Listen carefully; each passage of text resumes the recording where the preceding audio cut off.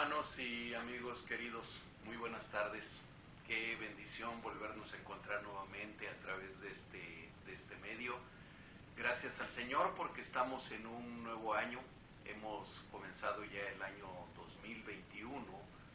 Gracias a Dios porque aunque 2020 fue un año especial, lleno de situaciones jamás vividas, al menos en nuestra generación, llenos a lo mejor de pérdidas, algunas de esas pérdidas terribles. Sin embargo, también ha sido un año, por otro lado, lleno de esperanza, un año que nos ha servido para reflexionar, para ver hacia nosotros mismos, para revalorar las cosas que son verdaderamente importantes en la vida, las cosas que verdaderamente son significativas, y tal vez para quitar un poco de nuestro afán y de nuestra fijación en las cosas materiales. Dios tiene propósitos buenos para todo lo que ocurre en la vida de nosotros. Dios es bueno, su misericordia es para siempre. Y yo estoy seguro que aún esta pandemia terrible que hemos vivido en el año 2020 tiene un propósito para bendición de parte del Señor. Así que, hermanos, qué gusto volvernos a encontrar. Estamos en el estudio bíblico del libro de Apocalipsis, un libro que hemos venido estudiando durante ya alrededor de 20 semanas. De hecho, esta es la lección número 20, y hemos podido terminar ya con la primera parte del libro.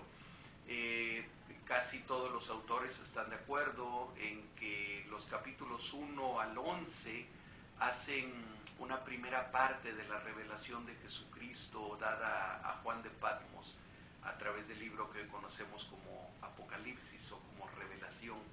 Y de los capítulos 12 al 22 es una segunda parte. Hemos abarcado aquí, en lo que llevamos hasta ahora, primero una primera revelación del Señor Jesucristo a Juan, después un primer septenario que está formado por 7 cartas a las 7 iglesias que están en Asia Menor y que, ya lo hemos explicado, representan a toda la iglesia de Jesucristo en todas las épocas, en todos los tiempos, a los diferentes tipos de iglesia que han existido siempre y que existen hasta el día de hoy. Después entramos en los capítulos 4 y 5 principalmente el capítulo 4, a una descripción de la adoración celestial. En el capítulo 5 vimos al Cordero de Dios, que es el único digno de tomar de la mano del que está sentado en el trono un rollo, un libro que está sellado con 7 sellos, y para el cual no había sido encontrado nadie que fuera digno de abrir esos 7 sellos, sino el Cordero de Dios. Un libro que entendemos que contiene, que representa toda la historia, sobre todo toda la historia desde la primera venida de Cristo hasta su segunda venida, que ahora estamos esperando. Y vemos cómo a partir del capítulo 6 el Cordero va abriendo uno a uno cada uno de los 7 sellos. Vemos cómo en este segundo septenario, que son esos 7 sellos, encontramos siempre en los 4 primeros elementos ciertas características diferentes a los 3 últimos elementos. Vemos también cómo entre la apertura del 6º sello y la apertura del 7º sello hay una pausa, hay un lapso, un paréntesis que el Señor hace para mostrarnos algún otro aspecto de su revelación.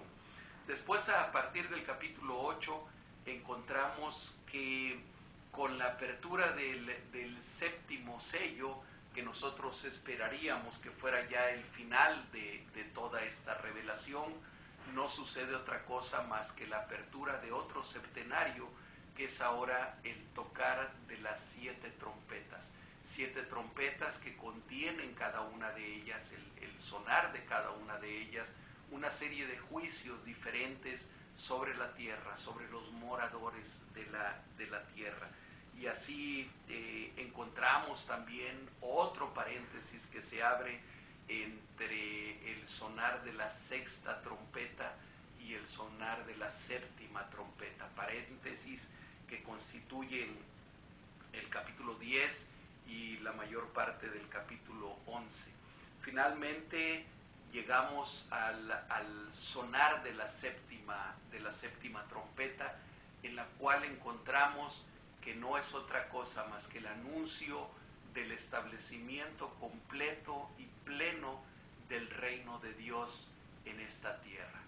El ya que había comenzado con la primera venida de Jesucristo, ahora establecido como el ya completo del establecimiento de su reino.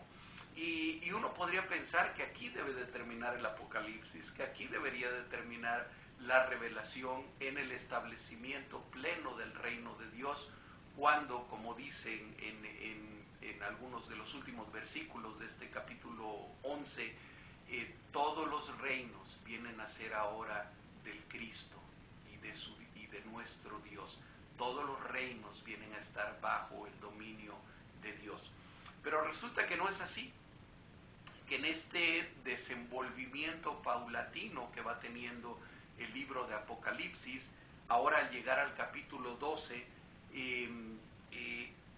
nos regresamos un poco en la historia.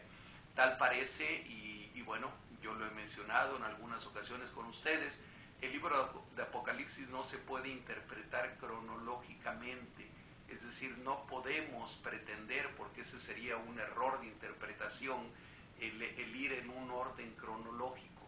Vamos viendo cómo algunas cosas son descritas de diferentes maneras, en diferentes momentos, aun cuando se trate del mismo evento. Y aquí encontramos que después del sonar de la séptima trompeta, de que todos los reinos han venido a ser de nuestro Señor, han venido a ser de nuestro Cristo, cuando todos los reinos son sometidos delante de Él, ahora en el capítulo 12 nos empieza a describir una lucha que no es nueva, una lucha que no es que empiece realmente aquí después del sonar de la séptima trompeta, sino que es una lucha que viene prácticamente desde la eternidad. No quiero decir desde la eternidad diciendo que desde siempre, pero desde algún momento que tal vez antecede incluso a la creación del ser humano y a la creación de la tierra y de lo que existe a nuestro alrededor. Y me refiero a la lucha que está establecida entre el bien y el mal, entre Satanás y no digamos Dios, porque Satanás es un ser totalmente limitado y cuyo poder no se puede comparar en ningún momento con Dios. Satanás no podría luchar contra Dios, sino la lucha que se da entre Satanás y el pueblo de Dios. Eso es lo que se describe en el capítulo 12 y lo que vamos a seguir viendo cómo se desenvuelve en los siguientes capítulos.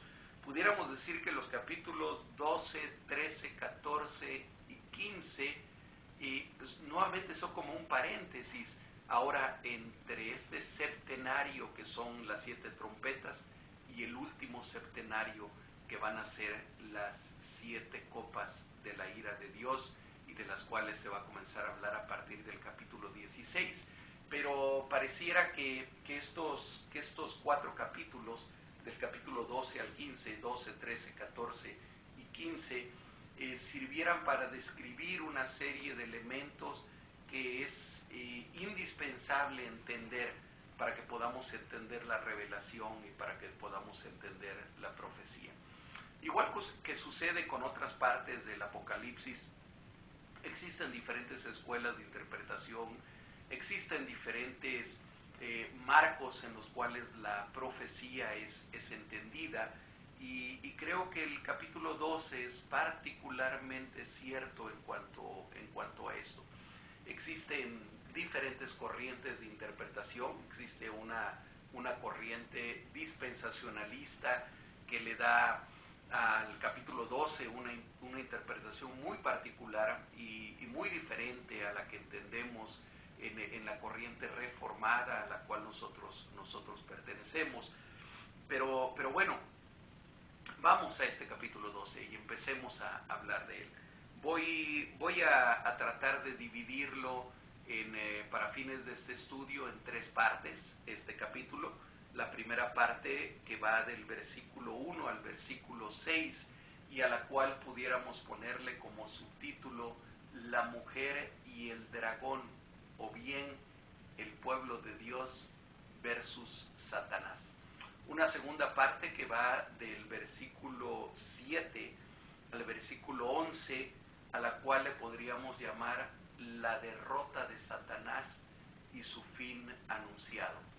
Y una tercera parte que iría del versículo 12 al versículo 17, al cual pudiéramos ponerle como subtítulo La batalla contra el pueblo de Dios en la tierra. Así que vamos a ver hasta dónde podemos abarcar en este tiempo, vamos a ver hasta qué parte podemos llegar. A lo mejor no podemos abarcar todo el capítulo 12, les pido de su paciencia, pero para mí es tremendamente importante que ustedes, hermanos, puedan no solamente leer el Apocalipsis, sino entenderlo también, porque dice al principio del Apocalipsis que bienaventurado aquellos que reciben esta profecía y que la entienden. Y nosotros queremos ser bienaventurados. El libro de Apocalipsis, como ya lo hemos mencionado anteriormente, ha sido el libro a lo mejor menos estudiado y peor entendido en la historia de la iglesia. Pero para nosotros que estamos viviendo tal vez lo último de los últimos tiempos, qué importante es que tengamos una visión correcta de lo que es el Apocalipsis. Qué importante es que entendamos que no es un libro de miedo, sino que es un libro de esperanza.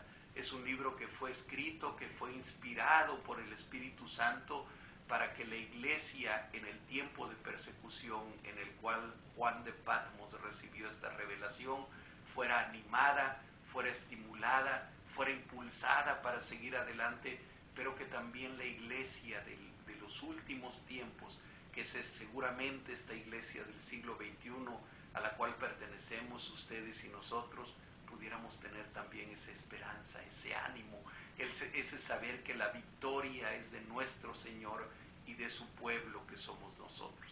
Así que ese es el propósito de estudiar el Apocalipsis. Otro aspecto que también hemos mencionado y que quiero reiterar es que el Apocalipsis es tal vez el libro que tiene más referencias con el resto de la Biblia, con el Antiguo Testamento y con el Nuevo Testamento. No se puede estudiar el Apocalipsis si tú no has estudiado toda la Escritura, o por lo menos si no tienes un conocimiento general, pero bien establecido de lo que enseña toda la Biblia. No es casual ni es nada más porque sí el que sea el último libro de la Biblia, para nosotros el libro número 66 de la Escritura. No es casual. No se puede estudiar el Apocalipsis si tú no estudias Ezequiel, si no estudias Daniel, si no estudias Isaías, si no estudias el Génesis, si no estudias el Pentateuco, si no tienes un entendimiento de los evangelios, si no tienes un entendimiento de la teología paulina y de la teología expresada en las cartas de los otros apóstoles como Judas, Juan, Pedro, Santiago. Es necesario tener todo este entendimiento para poder entender el libro de Apocalipsis. Entonces, el que lo estemos estudiando ahora tiene también una meta, tiene también un propósito de parte de nosotros: animarte para que estudies toda la Escritura, para que estudies toda la Biblia, para que escudriñes todo el consejo de la palabra de Dios que se encuentra en ella. Bien, vamos a leer la primera sección, ¿sale? Y después la vamos comentando. Versículos 1 al 6. Dice así la palabra de Dios. Apareció en el cielo una gran señal, una mujer vestida del sol con la luna debajo de sus pies y sobre su cabeza una corona de 12 estrellas. y estando encinta, clamaba con dolores de parto en la angustia del alumbramiento. También apareció otra señal en el cielo. He aquí un gran dragón escarlata, que tenía 7 cabezas y 10 cuernos, y en sus cabezas 7 diademas. Y su cola arrastraba la tercera parte de las estrellas del cielo y las arrojó sobre la tierra. Y el dragón se paró frente a la mujer que estaba para dar a luz, a fin de devorar a su hijo tan pronto como naciese. Y ella dio a luz un hijo varón, que regirá con vara de hierro en todas las naciones, y su hijo fue arrebatado para Dios y para su trono. Y la mujer huyó al desierto, donde tiene lugar preparado por Dios, para que allí la sustenten por 1260 días. Hasta ahí esta primera sección en la que vamos a comenzar a analizar. Dice primero, dice Juan, que apareció en el cielo una gran señal. Esta expresión de una gran señal va a aparecer en diferentes ocasiones, sobre todo en esta segunda parte del Apocalipsis. Y no nos está diciendo más que lo que ha sido revelado, lo que le ha sido revelado a Juan y a nosotros, es un símbolo, eso es una señal, es un símbolo de algo que la palabra nos quiere explicar. No es que literalmente en el cielo haya estado esta señal, como algunos con una tendencia un poquito de astrología lo interpretan, sino creemos que es solamente una enseñanza, un simbolismo de algo mucho más profundo. ¿En qué consistió esta gran señal de la que nos habla Juan? Dice, una mujer vestida del sol, con la luna debajo de sus pies y sobre su cabeza una corona de 12 estrellas. Miren, hermanos, alguien ha dicho, y lo acabo de escuchar hace poco, de la interpretación que tú le des a esta mujer, a lo mejor va a depender, o voy a entender a qué escuela o a qué línea de interpretación bíblica y particularmente apocalíptica perteneces. Algunos la interpretan, y concretamente la iglesia de Roma, la iglesia católico romana, ven en esta señal de una mujer, ven a la Virgen María. Bueno, habría serios obstáculos de interpretación, sobre todo más adelante en lo que sigue hablando de esta mujer, para aceptar que es específicamente María de la que está hablando. Hay otra corriente de interpretación, digamos, muy dispensacionalista, que ven en esta mujer una descripción exclusiva del pueblo de Israel. Desde luego esta es una corriente de interpretación bíblica que pretende hacer una división tajante entre el pueblo de Israel por un lado y la iglesia por otro lado diferente.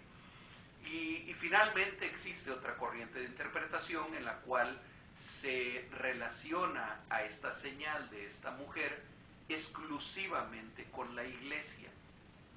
Creemos que esta, y ya me estoy adelantando a la interpretación antes de dar la descripción, pero bueno, creo que es válido hacerlo a fin de ir teniendo claridad. Creo que, y estoy convencido por lo que dice la Escritura, que sin ser dogmático y sin tratar de decir que esta es la única interpretación válida, porque no podemos hacer eso con el Apocalipsis, no podemos ser dogmáticos y decir esta es la única verdad válida. Pero yo creo que con mucho sustento bíblico podemos entender que esta mujer representa al pueblo de Dios en su totalidad. Y el pueblo de Dios no está más dividido como lo estaba en la dispensación del Antiguo Testamento.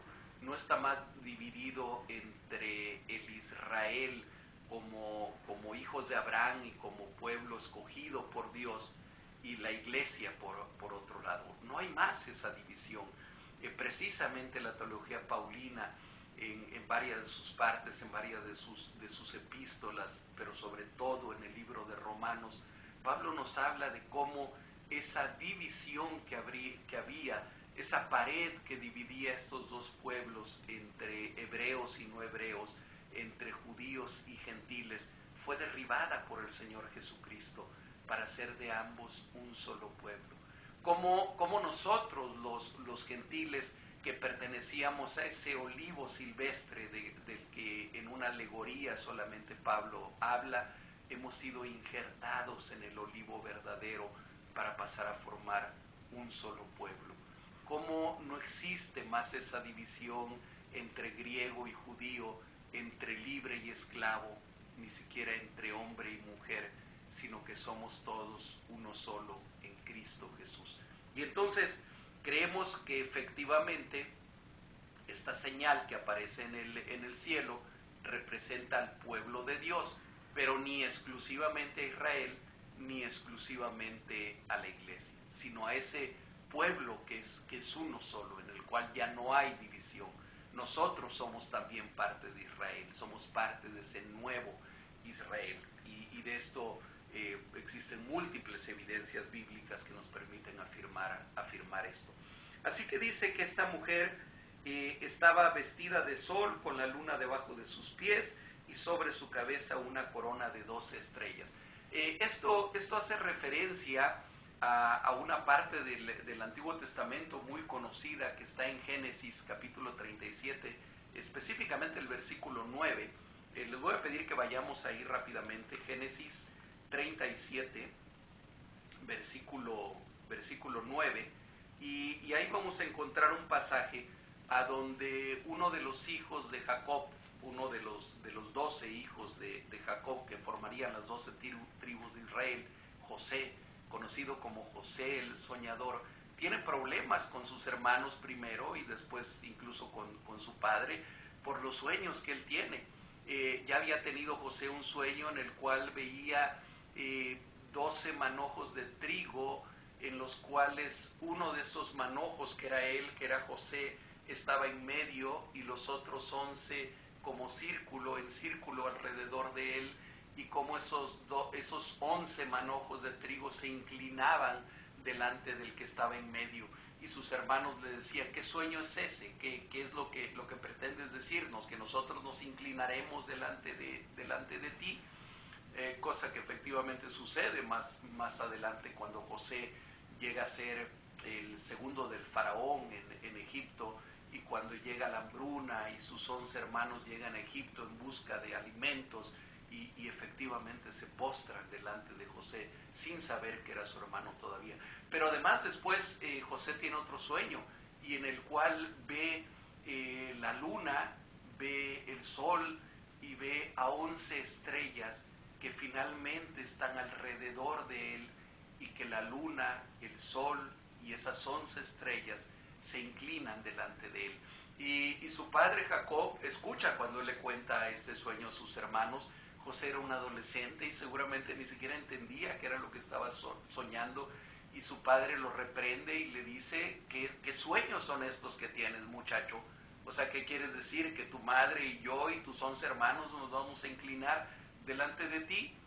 Lo cual efectivamente sucede. Bueno, su madre no, porque ya no estaba, pero su padre y sus 11 hermanos se tienen que inclinar delante de él. Génesis 37, voy al versículo 9 solamente. Dice: soñó aún otro sueño y lo contó a sus hermanos diciendo: he aquí que he soñado otro sueño, y he aquí que el sol y la luna y 11 estrellas se inclinaban a mí. Así que este es un versículo clave y un pasaje clave para entender esta señal de la mujer en el cielo que aparece aquí en Apocalipsis capítulo 12. Pero además también tiene otro sentido cuando lo entendemos como el pueblo de Dios. Bueno, en el Antiguo Testamento no es nada raro, nada extraordinario el decirlo, que muchas veces a través de los profetas Dios identifica al pueblo de Israel como una esposa, o como una virgen, o como una mujer. A veces no de una manera muy agradable, ya que se trata de una mujer infiel, de una mujer adúltera. Pero una y otra vez vemos esa alegoría en todo el Antiguo Testamento que nos permite ahora entender también esta parte del Apocalipsis, en el cual el pueblo de Israel es comparado con una mujer. Y yo he tomado por aquí solamente 2 o 3 referencias, porque hay muchas, no daría tiempo para ir a todas. Pero por ejemplo vamos a Isaías capítulo 26, por favor. Isaías capítulo 26, déjenme encontrarlo aquí en mi Biblia. Y vamos a leer los versículos 17 y 18 solamente. Dice: como la mujer encinta, cuando se acerca el alumbramiento, gime y da gritos en sus dolores, así hemos sido delante de ti, oh Jehová. Concebimos, tuvimos dolores de parto, dimos a luz viento, ninguna liberación hicimos en la tierra, ni cayeron los moradores del mundo.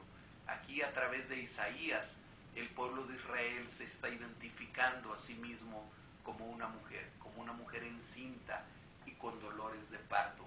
En el mismo libro de Isaías, un poco más adelante, capítulo 49, los versículos 20 y 21, vamos a leerlo.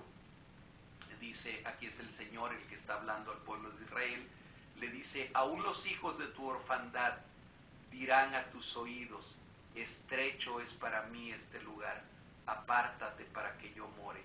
Y dirás en tu corazón: ¿quién me engendró estos? Porque yo había sido privada de hijos y estaba sola, peregrina y desterrada. ¿Quién pues crió estos? He aquí yo había sido dejada sola. ¿Dónde estaban estos? Y aquí compara al pueblo de Israel con una madre con muchos hijos. En otro libro profético, en el libro de Jeremías, capítulo 3, permítanme leer el versículo 1 y después el versículo 20. Dice Jeremías 3:1, dicen: si alguno dejare a su mujer, yéndose ésta de él, se juntare a otro hombre, ¿volverá a ella más? ¿No será tal tierra del todo amancillada? Tú pues, le dice el Señor al pueblo de Israel, has fornicado con muchos amigos, mas vuélvete a mí, dice Jehová. Y aquí nuevamente la compara con una mujer, y en este caso con una esposa infiel. Versículo 20 más adelante: pero como la esposa infiel abandona a su compañero, así prevaricasteis contra mí, oh casa de Israel, dice Jehová. Solamente quiero ir ilustrando algunos pasajes a donde el pueblo de Israel es alegóricamente comparado con una mujer. Uno último, Ezequiel capítulo 16. Ezequiel, permítanme encontrarlo aquí en mi Biblia porque no tenía separada la cita. Ezequiel, pero eso sirve para que ustedes lo busquen también en sus Biblias. Capítulo 16, déjenme leer versículos 8 al 10. Y pasé yo otra vez junto a ti y te miré, y he aquí que tu tiempo era tiempo de amores, y extendí mi mano sobre ti, y cubrí tu desnudez, y te di juramento, y entré en pacto contigo, dice Jehová el Señor, y fuiste mía. Te lavé con agua, y lavé tus sangres de encima de ti, y te ungí con aceite, y te vestí de bordado, te calcé de rejón, y te ceñí de lino, y te cubrí de seda. Y otra vez es la comparación del pueblo de Israel con esa esposa, con esa mujer que a pesar de sus adulterios, a pesar de sus fornicaciones, una y otra vez es recogida por ese esposo amante que es el Señor para ella. Pero esto no solamente en el Antiguo Testamento, también en el Nuevo Testamento existe una alegoría que se repite varias veces y en diferentes pasajes entre el Señor Jesucristo como el esposo y la iglesia como la esposa. Y tal vez el más conocido de ellos es el que se encuentra en Efesios capítulo 5, permítanme leer de los versículos 24 al 27, a donde, hablando del matrimonio, hace una alegoría también entre la relación entre Cristo y la iglesia como esposo y esposa. Efesios 5:24. Así que como la iglesia está sujeta a Cristo, así también las casadas lo estén a sus maridos en todo. Maridos, amad a vuestras mujeres, así como Cristo amó a la iglesia y se entregó a sí mismo por ella, para santificarla, habiéndola purificado, y aquí viene la comparación con lo que es una novia, una esposa, habiéndola purificado en el lavamiento del agua por la palabra, a fin de presentársela a sí mismo una iglesia gloriosa, que no tuviese mancha ni arruga ni cosa semejante, sino que fuese santa y sin mancha. Entonces, bueno, basen esas referencias bíblicas para establecer por qué entendemos que esta señal que aparece en el cielo, esta mujer vestida de esta forma tan especial, representa al pueblo de Dios. Léase pueblo de Israel e iglesia o nuevo Israel.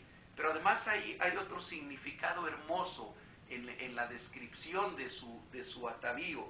Dice que vestida de sol, con la luna debajo de sus pies y sobre su cabeza una corona de 12 estrellas. Y tal parece que la gloria de esta mujer, que la gloria de esta esposa, de esta amada, va creciendo de los pies a la cabeza. Y así encontramos que la luna está a sus pies, pero que lo que la viste, lo que la reviste, es como la luz del sol, y que además su cabeza está coronada por una corona de 12 estrellas, que sin lugar a dudas representan otra vez al pueblo de Dios. Léase 12 tribus de Israel, léase 12 apóstoles, que son el fundamento de la iglesia de Jesucristo. Dice en primera de Corintios, en el primer libro, segunda de Corintios, capítulo 3, versículo 18, que nosotros como iglesia de Jesucristo vamos creciendo de gloria en gloria. Acompáñenme por favor a segunda de Corintios, capítulo 3, segunda epístola a los Corintios, capítulo 3, versículo 8, tengo mal aquí la cita, permítame un segundo para encontrarla correctamente.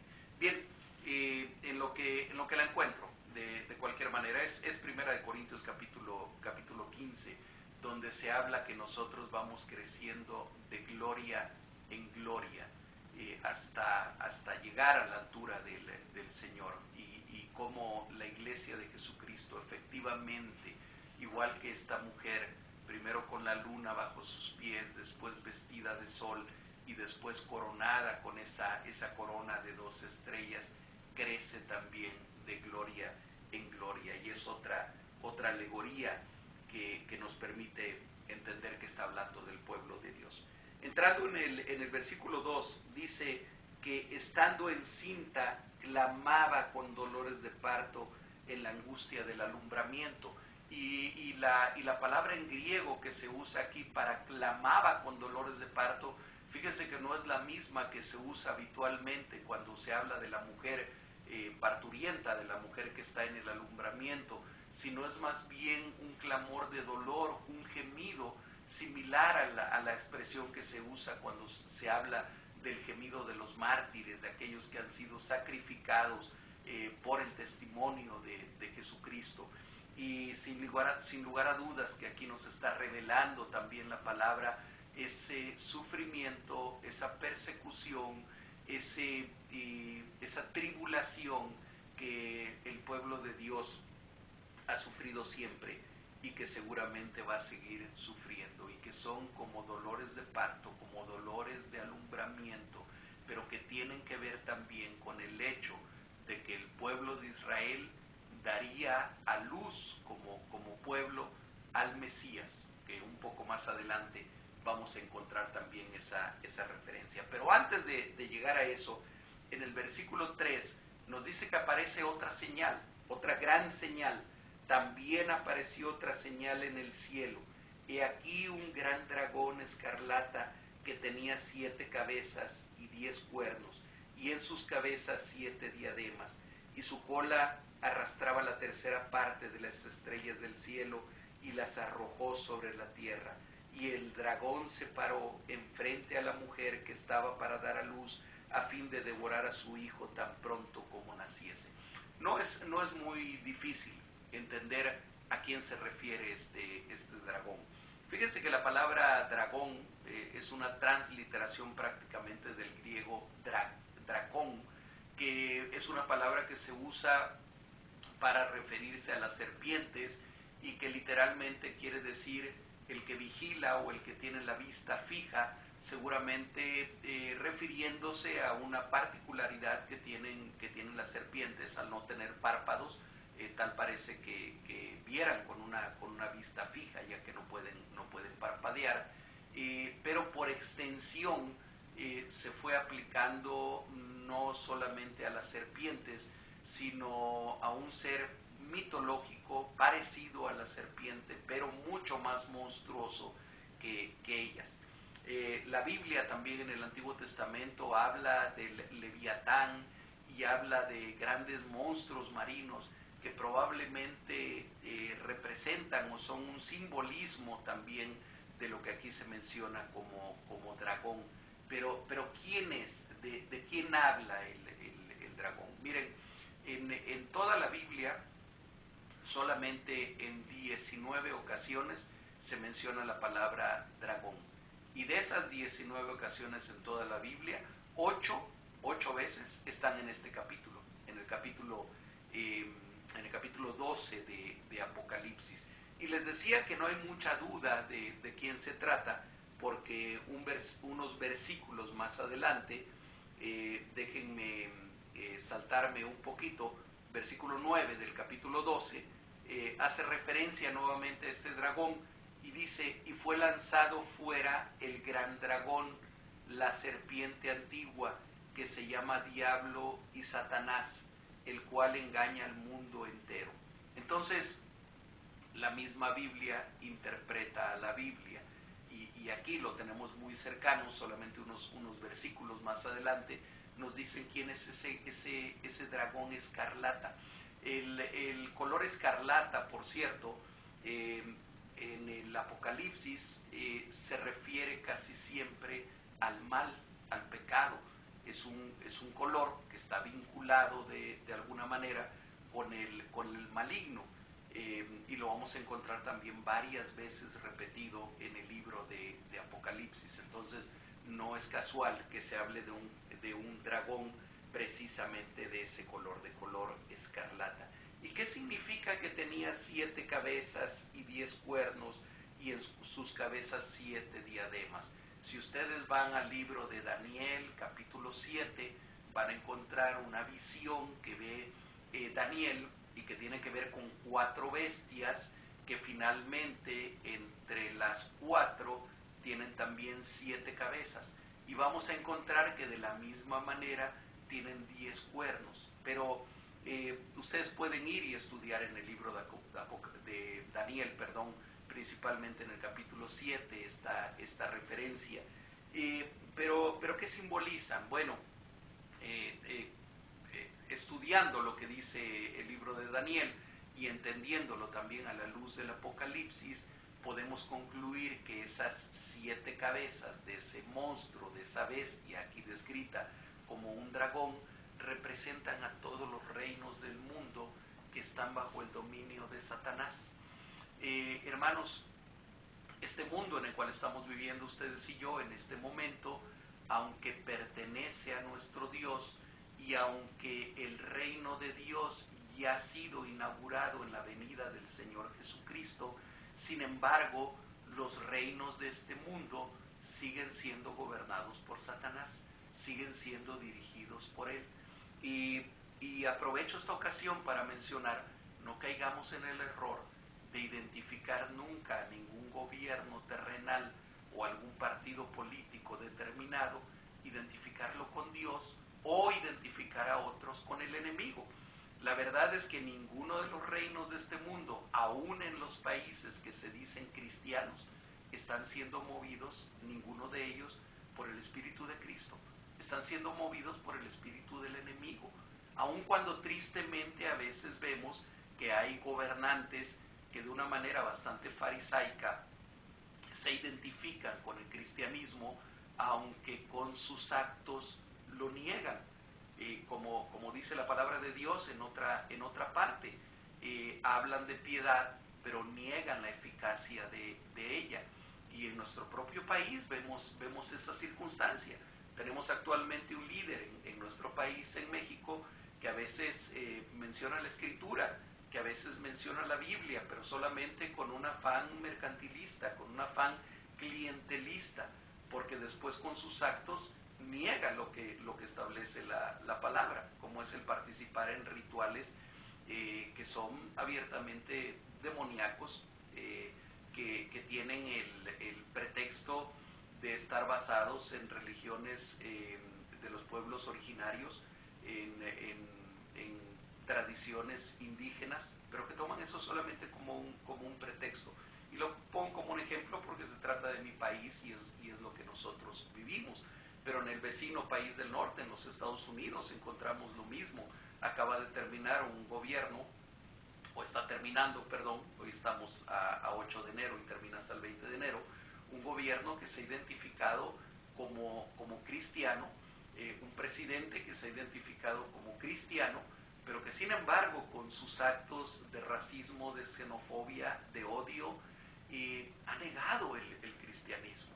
Y tristemente hay muchos cristianos, pastores abundantes, que bueno, casi lo identifican casi con un Mesías, ¿no?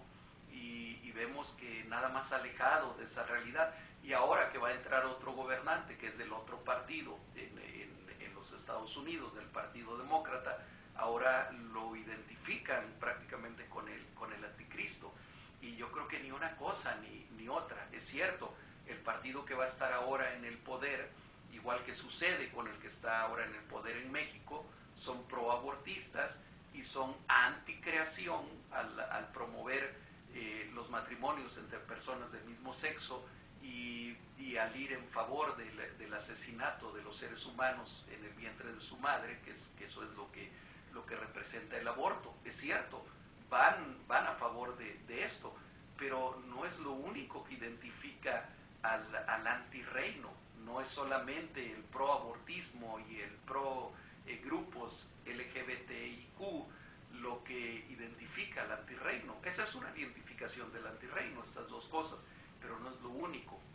El armamentismo, el odio, la xenofobia, el orgullo llevado al extremo de la supremacía de una raza determinada, es totalmente antirreino también. Entonces, este dragón visto aquí o revelado a Juan, está hablando de los reinos de este mundo. ¿Por qué 7 cabezas? Porque el 7 habla de totalidad y está representando desde el imperio medo-persa, el imperio babilónico, el imperio helénico establecido por Alejandro Magno, el imperio romano, el imperio egipcio y todos los imperios que han venido de ahí para acá, incluyendo a los imperios religiosos que han pretendido erigirse como conciencia de toda la humanidad, incluyéndolos a ellos también e incluyendo los reinos que prevalecen en este momento en el mundo. ¿Y por qué los 10 cuernos? Bueno, el cuerno representa autoridad, representa poder principalmente. ¿Y por qué las 7 diademas? Las diademas representan autoridad. Y desde luego que este dragón, que es la serpiente antigua, que es Satanás, y que actúa a través de estos gobiernos impíos, inicuos, desde luego que tienen poder y desde luego que tienen autoridad. Pero identificamos que se trata del enemigo de nuestras almas además, porque dice, después de decir que tenía 7 cabezas, 10 cuernos y 10 diademas, 7 diademas, perdón, dice, y su cola arrastraba la tercera parte de las estrellas del cielo y las arrojó sobre la tierra. Y esto es la misma narración que tanto en el libro de Ezequiel como en el libro de Isaías encontramos de Satanás o Lucifer como ese querubín protector, ese querubín especial que sin embargo se rebela posteriormente contra Dios y que en esa rebelión arrastra a la tercera parte de los ángeles del cielo, los cuales son arrojados junto con él a la tierra. Y de esto nos está hablando esta parte, está haciendo esa identificación. Pero la segunda parte del versículo nos dice algo que es también muy revelador.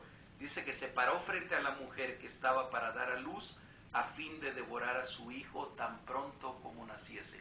Hermanos, a lo largo de toda la historia ha habido el intento de parte de Satanás de destruir a la simiente de la mujer, que es el hombre, pero especialmente a la simiente que es el Señor Jesucristo. Y ese ataque comenzó desde que Caín asesinó a su hermano Abel, aunque después habría de venir Set, y de Set habría de venir el Mesías. Continuó a lo largo de toda la historia, como cuando Saúl, movido también por un espíritu demoníaco, trataba de asesinar a David, del cual habría de venir el Cristo posteriormente. Continuó ese ataque cuando ya ha nacido nuestro Mesías Salvador, el Señor Jesucristo, es tentado por el enemigo cuando estaba en el desierto, Mateo capítulo 4, para tratar de que él se rebelara también contra Dios. Y continúan los ataques de él a través de los fariseos, a través de los saduceos, a través del mismo imperio romano, y ese ataque continúa hasta nuestros días. Por eso dice aquí en esta revelación de Apocalipsis capítulo 12 que estaba parado aquel dragón enfrente de la mujer, esperando que diese a luz para devorar al hijo varón que iba a tener. Versículo 5: y ella dio a luz un hijo varón que regirá con vara de hierro a todas las naciones. Y aquí no necesitamos más que ir a Salmos capítulo 2 versículo 9 para entender que ese hijo varón que regirá a las naciones con vara de hierro es nuestro Señor Jesucristo. Está hablando del Señor Jesucristo, que el enemigo trataba de destruir. Bueno, uno de los ataques también, desde luego que no mencioné hace un momento, es cuando Herodes manda a asesinar a todos los niños menores de 2 años en Belén, tratando de matar a aquel rey de los judíos que le había sido anunciado por los magos que vinieron del oriente, por los hombres sabios que vinieron del oriente. Y aquí encontramos después, en este repaso, digamos, que Juan está haciendo de esta parte de la historia sagrada, encontramos una división entre lo que continúa con aquel hijo varón que es nacido y lo que pasa con la mujer. Dice, y su hijo fue arrebatado para Dios y para su trono. Y aquí no está haciendo otra cosa más que hablar de la ascensión del Señor Jesucristo. Si ustedes van a Hechos capítulo 9, versículos 8 en adelante, van a encontrar que el Señor Jesucristo, después de haber resucitado, después de haber estado 40 días con sus discípulos, Él asciende a los cielos. En ese sentido, entendemos que es arrebatado a los cielos. Y después unos ángeles se paran a los lados de aquellos hombres y les dicen, varones galileos, ¿por qué están viendo hacia el cielo? De la misma manera que están viendo a el Señor ascender en las nubes, de esa misma manera lo verán regresar también entre nubes. Así que en esta segunda parte del versículo 5 nos está hablando de que el Hijo fue arrebatado para Dios y para su trono, de donde vendrá nuevamente un día. ¿Y qué pasa con la mujer? ¿Qué ocurre con la mujer en el versículo 6, que es el último que vamos a estudiar en esta sesión, hermanos? La mujer, que ya dijimos que es el pueblo de Dios, dice, huyó al desierto, donde tiene el lugar preparado por Dios, para que allí la sustenten por 1260 días. Y aquí hay una revelación que tenemos que entender. Si esta mujer es el pueblo de Dios, y pongamos en nuestro tiempo, es la iglesia, formada por el pueblo de Israel, por aquellos creyentes en Jesucristo que hay en el pueblo de Israel, y por nosotros, el nuevo Israel, ¿cuál será ese desierto al que tiene que huir? Bueno, es el desierto en el que la iglesia ha vivido durante estos 2000 años. Es ese lugar árido en el cual muchas veces la iglesia tiene que atravesar y tiene que caminar. Es ese lugar a donde la persecución ha sido a veces cruenta y a veces ha sido incruenta, a donde ha sido a veces abierta y explícita, y muchas otras veces ha sido de una manera subterránea, de una manera sosegada, de una manera oculta, pero tan mortífera como cuando es de una manera abierta. Ese es el desierto en el que esta mujer, que es el pueblo de Dios, es llevada. Es ese desierto en el cual nos encontramos ahora. Por algo el Señor Jesucristo, cuando ora por sus discípulos, y al orar por sus discípulos está orando por toda su iglesia, en Juan capítulo 17 le dice al Padre: estos están en el mundo, pero no son del mundo, y el mundo los aborrecerá porque no son de él. Y le dice: no te pido que los quites del mundo, sino que los guardes del mal. Esa iglesia representada por esta mujer descrita en el Apocalipsis capítulo 12 como una gran señal en el cielo, es llevada a ese desierto. Pero miren lo hermoso y lo que nos debe dar esperanza. No está en un desierto abandonada, no está en un desierto desamparada, está en un lugar que fue preparado por Dios, donde tiene lugar preparado por Dios.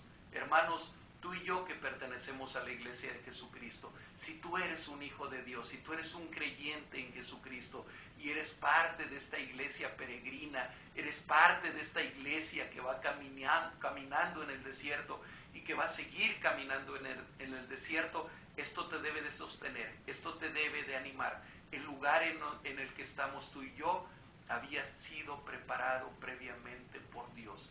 El Señor Jesucristo dijo poco antes de ascender a los cielos, Él dijo: toda potestad me es dada en el cielo y en la tierra. Y luego les dice a sus discípulos, nos dice a nosotros, iglesia: por tanto, porque toda potestad me ha sido dada en el cielo y en la tierra, id y predicad el evangelio a toda criatura, enseñándoles las cosas que yo les he enseñado, bautizándolos en el nombre del Padre y del Hijo y del Espíritu Santo, porque toda potestad le ha sido dada en el cielo y en la tierra a nuestro Señor Jesucristo. Es que tú y yo, por más persecución, por más calumnias, por más ataques que se levanten en contra del pueblo de Dios, estamos en un lugar seguro. Dice: para que allí la sustenten por 1260 días. No voy a hacer un gran estudio sobre este número, solamente mencionar, no los podemos identificar, no los podemos interpretar literalmente como ninguna otra parte del Apocalipsis, excepto las que son evidentemente literales. Los números generalmente en Apocalipsis son simbólicos. 1260 días es lo mismo que 42 meses, y 42 meses es lo mismo que 3 años y medio. Algunos han identificado como 1260 años, otros los han identificado como una media semana de las famosas semanas de las que habla el libro de Daniel. Nosotros creemos, y sobre todo sustentados en lo que dice más adelante en el versículo 14, paralelo a este versículo 6, déjenme leerlo, dice: y se le dieron a la mujer las 2 alas de la gran águila para que volase de delante de la serpiente al desierto, a su lugar, donde es sustentada por un tiempo y tiempos y la mitad de un tiempo. Otra forma de expresar el mismo periodo.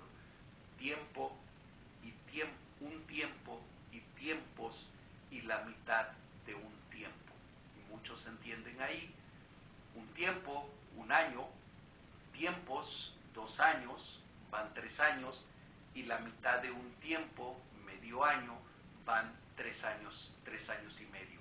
Y si 3 años y medio lo convertimos a meses y después lo convertimos a días, nos va a dar 1260 días. ¿Qué simboliza este tiempo? Simboliza el tiempo que estamos viviendo ahora tú y yo, entre la primera venida de Cristo y la segunda venida de Cristo. Podemos estar seguros, hermanos, independientemente de la escuela de interpretación que tú quieras adoptar, que entre la primera venida y la segunda venida de Cristo, dos cosas ocurren con la iglesia. Una, es perseguida de diferentes maneras. Dos, es sustentada por el poder de Dios.